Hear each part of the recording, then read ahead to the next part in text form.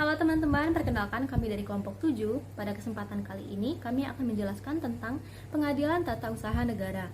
Namun sebelumnya, izinkanlah kami untuk memperkenalkan diri terlebih dahulu. Nama saya dari Nurrahma Amrul. Perkenalkan, nama saya Maila Fezliatiti Febrianti. Perkenalkan, saya Raisya Nazifa Andira. Perkenalkan, saya Zania Citra. Perkenalkan, namaku Ahmad Firman Syahharahap. Pengadilan Tata Usaha Negara atau biasa disingkat dengan PTUN ialah ruang lingkup peradilan yang dibentuk pada tanggal 29 Desember 1986 berdasarkan Undang-Undang Nomor 5 Tahun 1986. Menurut Undang-Undang Nomor 5 Tahun 1986 Pasal 4, Peradilan Tata Usaha Negara adalah salah satu pelaksana kekuasaan kehakiman bagi rakyat pencari keadilan terhadap sengketa tata usaha negara. Menurut Undang-Undang Nomor 9 Tahun 2004 Pasal 4, Pengadilan Tata Usaha Negara adalah salah satu pelaku kekuasaan kehakiman bagi rakyat pencari keadilan terhadap sengketa tata usaha negara. Pengadilan Tata Usaha Negara merupakan suatu lembaga peradilan di bawah kekuasaan yudikatif atau kehakiman.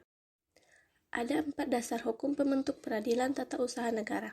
Pertama, Peraturan Pemerintah Nomor 41 Tahun 1991 tentang pembentukan Peradilan Tata Usaha Negara. Kedua, Undang-Undang Nomor 5 Tahun 1986 tentang Peradilan Tata Usaha Negara. Ketiga, Undang-Undang Nomor 9 Tahun 2004 tentang perubahan. Dan yang terakhir, Undang-Undang Nomor 51 Tahun 2009 tentang perubahan kedua atas Undang-Undang Nomor 5 Tahun 1986 tentang Peradilan Tata Usaha Negara.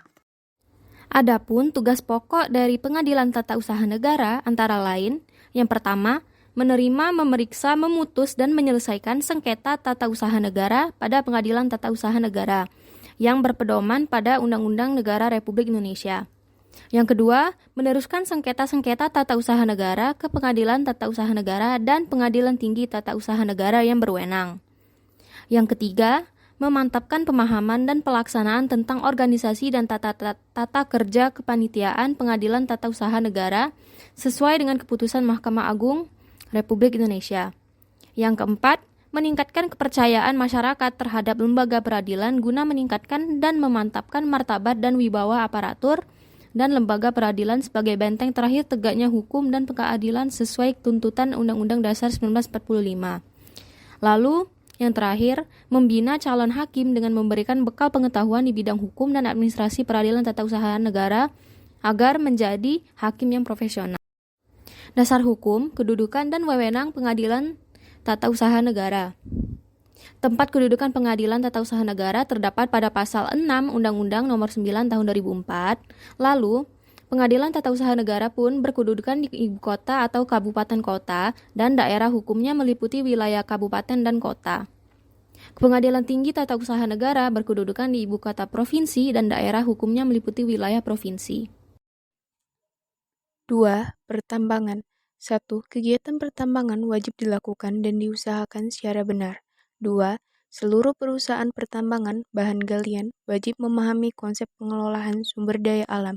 Ketiga, kegiatan yang dilakukan tanpa izin akan memberikan dampak yang negatif. Instrumen hukum. 1. Undang-Undang Nomor 11 Tahun 1967 di mana kedudukan hukum pemerintah belum sebanding dengan para investor. Yang kedua, Undang-Undang Nomor 4 Tahun 2009 pemerintahan Indonesia dapat mengelola sumber daya alam di seluruh wilayah Indonesia.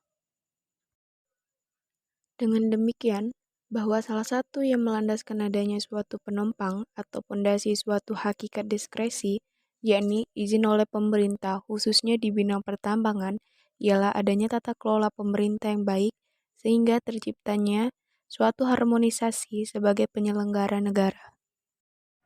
Contoh kasusnya yaitu PT Tubindo Energi yang dicabut izin usaha tambangnya oleh Gubernur Sumatera Selatan.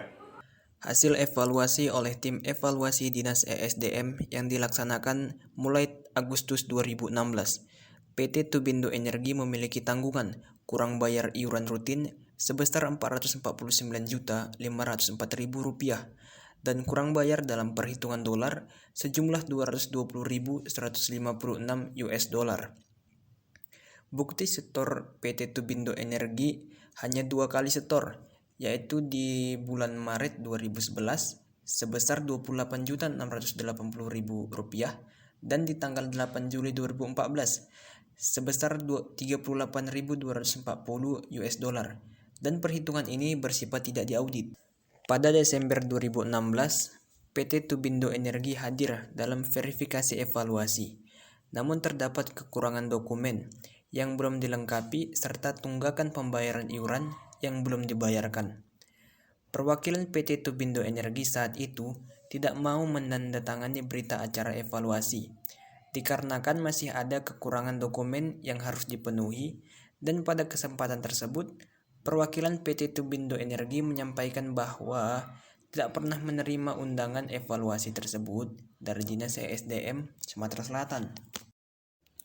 Tanggal 10 Maret 2017, Gubernur Sumatera Selatan mencabut izin usaha tambang PT Tubindo Energi dengan diterbitkannya surat keputusan nomor 196-KPTS-DSDM-2017 tanggal 10 Maret 2017 tentang pencabutan keputusan Bupati Banyu Asin.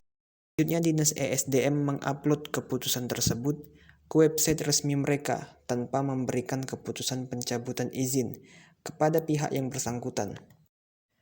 Pihak Pusat Studi Hukum Energi dan Pertambangan menegaskan bahwa PT Tubindo Energi baru mengetahui di tanggal 25 November 2019. Artinya baru setelah 2 tahun 8 bulan, mereka mengetahui bahwa terdapat putusan pencabutan izin yang dimilikinya dan diberikan fotokopi keputusan tersebut oleh Dinas ESDM. Pada 4 Februari 2020, PT Tubindo Energi mengirimkan surat keberatan kepada Gubernur Sumatera Selatan tentang pencabutan surat izin usaha pertambangan. Namun, tidak ada tanggapan setelah lewat 10 hari. Pada tanggal 24 Februari 2020, PT Tubindo Energi mengajukan gugatan ke PT UN Palembang. Sikap dan tindakan Pengadilan Tata Usaha Negara. Memberi tenggat waktu sebagaimana ketentuan dalam pasal 55 Undang-Undang PT-UN terkait tenggat waktu 90 hari dihitung sejak keputusan diterima oleh PT Tubindo Energi. Sesuai dengan ketentuan pasal 8 Peraturan Menteri Energi dan Sumber Daya Mineral Republik Indonesia tentang tata cara evaluasi penerbitan izin usaha pertambangan mineral dan batu bara, di mana gubernur memiliki kewenangan untuk memberikan sanksi kepada pemilik izin yang pada kasus ini pihak PT Tubindo Energi.